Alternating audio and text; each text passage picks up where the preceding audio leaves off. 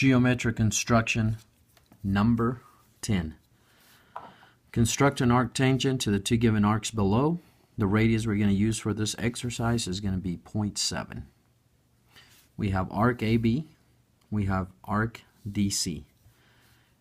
And the previous one is very similar, except on this one the arc needs to touch the inside of this bigger one and the outside of this one.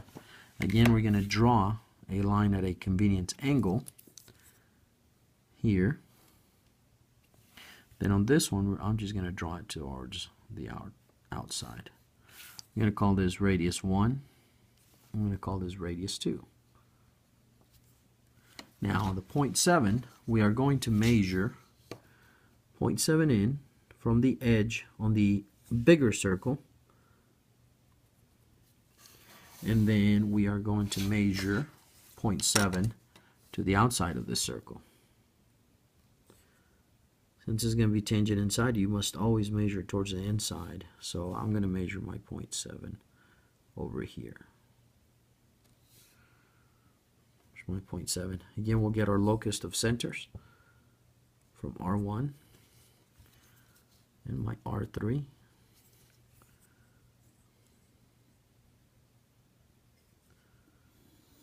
I will bring that. And then here, since I subtracted R3, this arc would be R2 minus R3.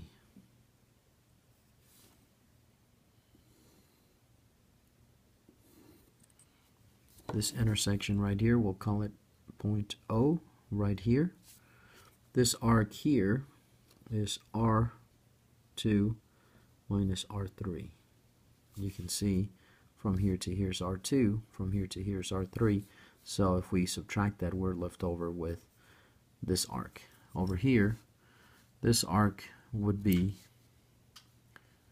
R1 plus R3. Again, locus of centers here, and then we have our locus of centers inside this bigger arc.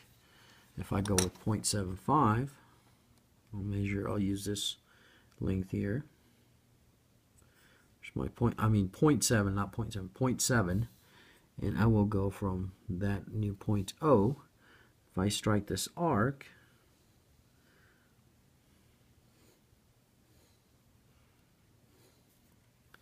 it's going to be tangent here and here. To find those tangents, we're going to connect the centers. In this one, you're going to connect from the center to center, and it's going to come out to the outside. Here's my tangent point here, and here we connect from center to center.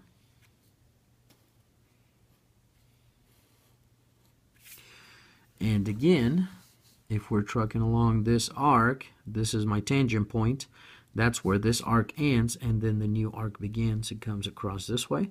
This is where this red arc ends right here, and then it continues on this way. Geometric construction number 10.